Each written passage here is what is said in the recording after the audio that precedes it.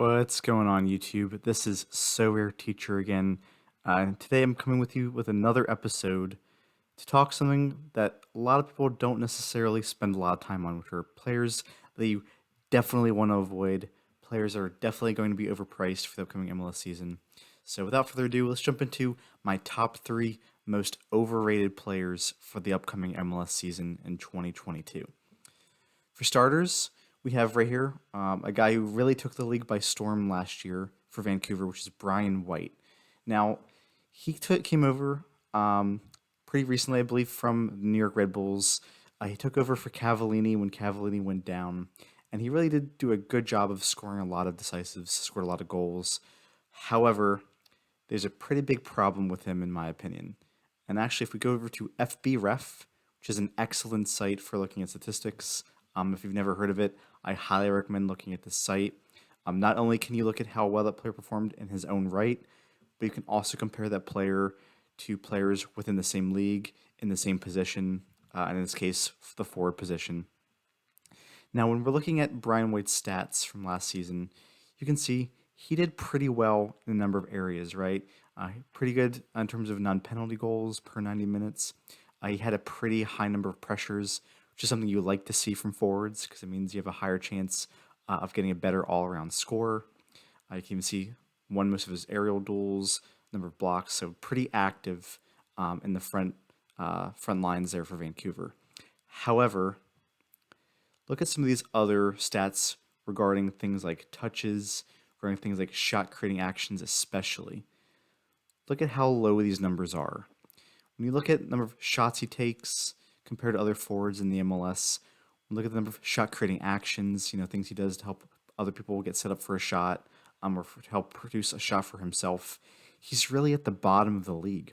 So he doesn't do a lot in the way of actually scoring goals.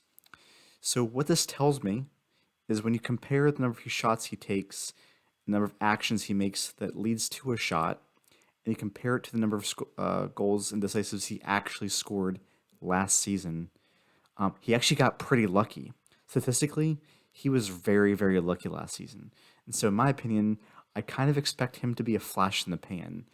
He was great last season, but there's a very strong chance that he regresses this season. He may have very well been a one-season wonder there in Vancouver. Second, let's go to the defense. Let's take a look at Atlanta's George Bellow.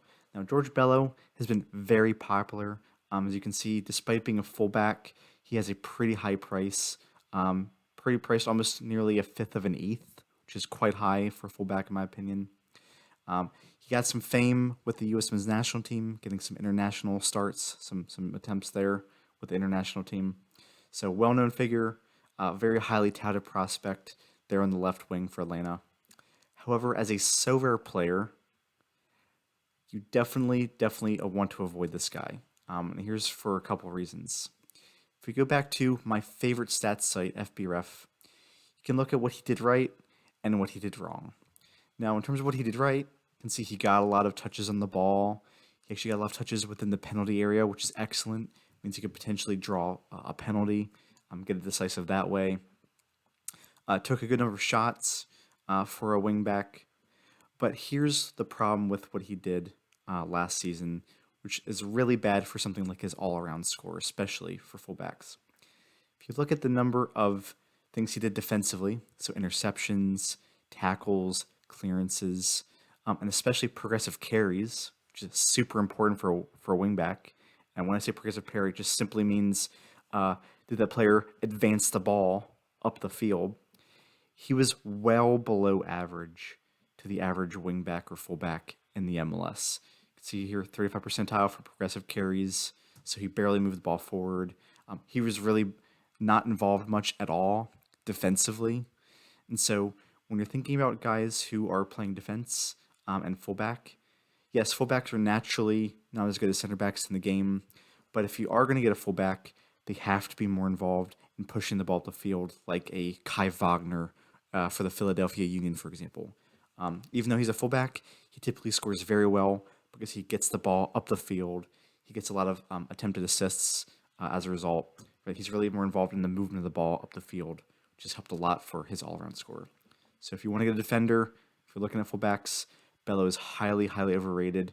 The only reason I would see you getting him is if you need an under 23 defender.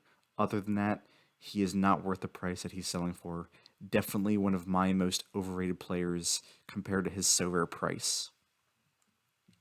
Last but not least, this guy, the main man himself from DC United, Ola Kamara. Now, if you look at his stats from last season, and even look at his price, you can see his price has skyrocketed, basically achieving all-time highs yesterday.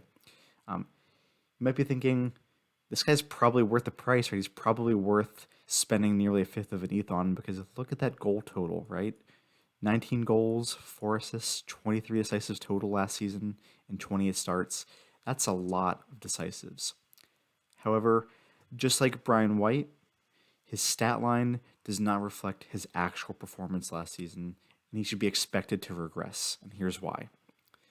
When you look at his stats, he was very, very average for an MLS forward.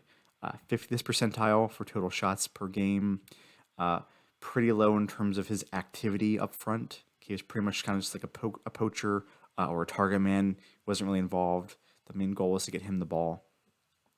But when you look at how he scored his goals, okay, where his goals actually came from, a ton of them, more than half of them actually, came from penalties. Okay, you can see here expected goals, okay, the number of goals that he was expected to score, and non-penalty expected goals. Out of the 19 goals he scored, only 9 of them were expected to be non-penalty goals. So you take out all those penalties, okay, and he had a lot of penalties. He is a very, very average MLS forward. He has a difficult time scoring on his own, to be honest, without the added penalty taker role for DC United. Not only that, but DC United is actually trying to offload him to other teams. They don't see him as being the main guy going forward. They actually brought in a new designated player from Rapid Vienna in the Austrian Bundesliga, Taxiarchus Fountas. I believe that's how you pronounce his name. And that dude has absolutely shredded the Austrian Bundesliga. I'm not entirely sure how the MLS and the Bundesliga compare in terms of skill level, but the guy has absolutely shredded the Bundesliga, and he definitely deserves an opportunity as the main guy in DC United starting next season. So those are my main picks for the most overrated players in the MLS in the upcoming season. I definitely expect these guys to regress, and in my opinion, they definitely are not worth the current price that they're going for in Sorare. They are way overinflated, and you should definitely look elsewhere for a defender or for a forward in your upcoming Champ America season. If you like this content, definitely leave a comment on if you agree or disagree. Definitely leave a like, subscribe, and next time I see you guys, I'll actually go into an even more in-depth dive into my favorite tool, which is FBref. See you then.